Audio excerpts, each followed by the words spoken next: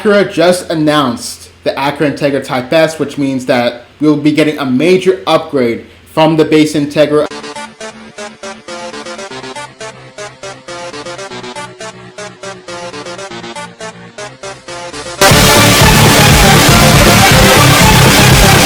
Addressing one of the biggest complaints of the Integra was that it still retained the Civic Si powertrain. Let's be honest, everyone. The Civic Si has a very mediocre mid powertrain, and in general, the vehicle has been at 200 horsepower since the 8th gen, which was announced in 2006, which means this has been about 17 years, nearly 2 decades.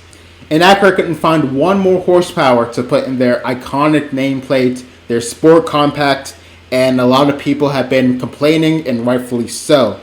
So the good news here is that this is going to be a nicer Civic Type R, which is what we were all expecting at this point, given how little they differentiated from the Civic Si with the base Integra.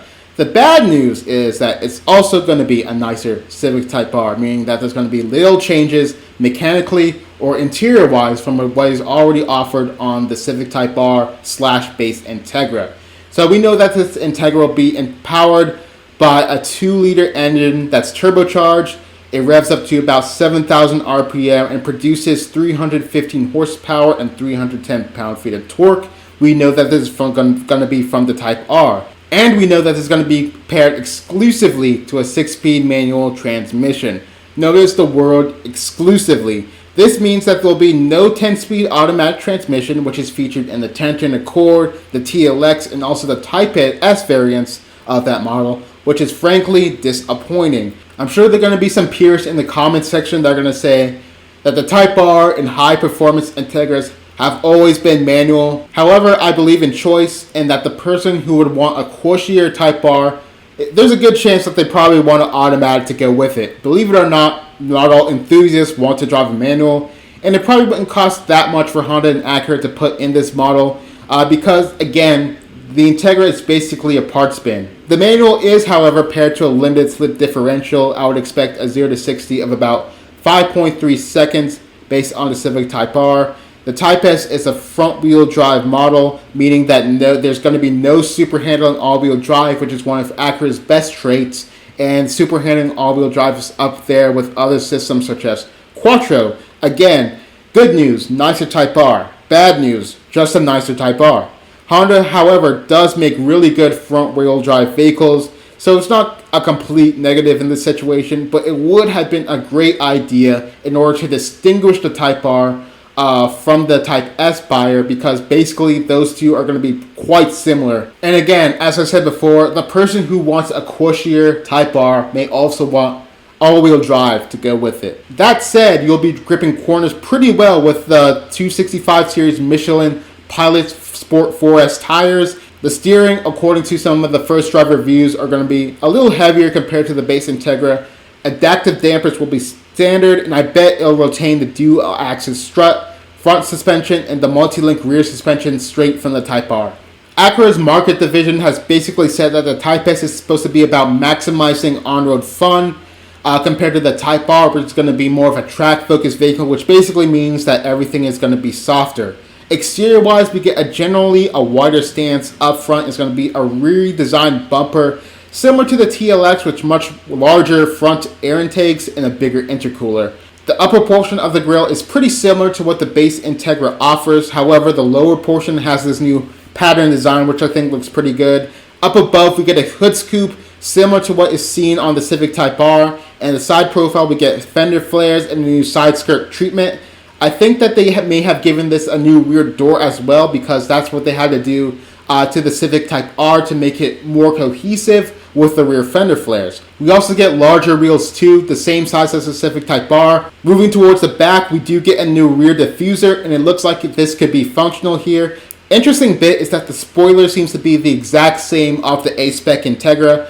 I wasn't expecting a big wing here, but I was expecting like a Civic Si level wing. It is what it is here. We get the 3 exhausts, just like the Civic Type R, in the middle lower bumper. The difference here is that all 3 are the same size, whereas the Type R has 2 smaller ones on the outside, and the middle one is bigger. Early drives say that this new Type S is going to have Elantra N levels of snap, crackles, and pops, which is actually quite pleasant to hear because the exhaust on the regular Type R, it's sort of mediocre. Interior-wise, from these first drive reviews, I'm hearing that the prototype didn't display many differences at all.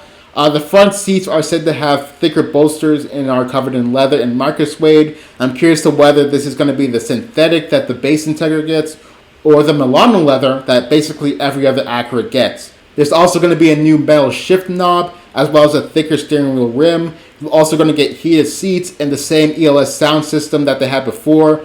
None of the first drive reviews mentioned anything of a bigger display or ventilated seats or any new tech features that are in the Integra as well. In this one shot of the exterior, we see that it'll retain the heads-up display. I really don't think that they'll add any other features here, and I think it'll be very similar to the A-Spec with Tech Integra. The difference here is that you're getting the Type R performance to go along with it.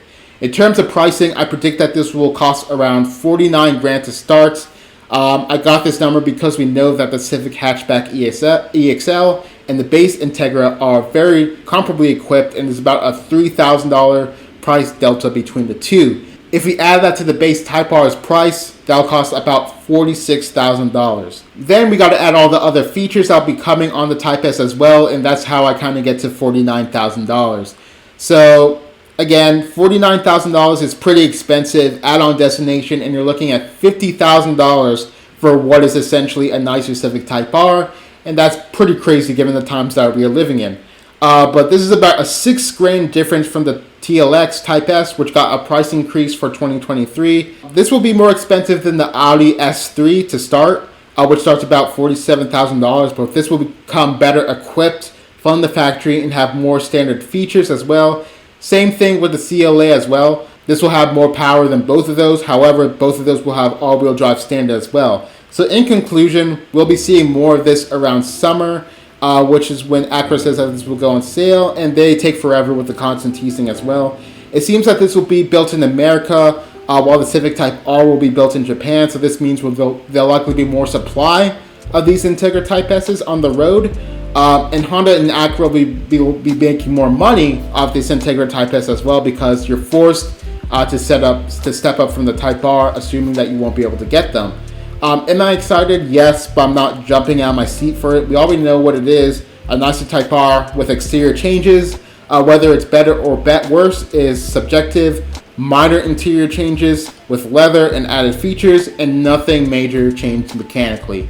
That is going to be the Integra Type S. And that pretty much concludes the video. Tell me what you think right below in the comments, which is right below the like button, and I'll see you guys in the next video. Have a great one. Peace!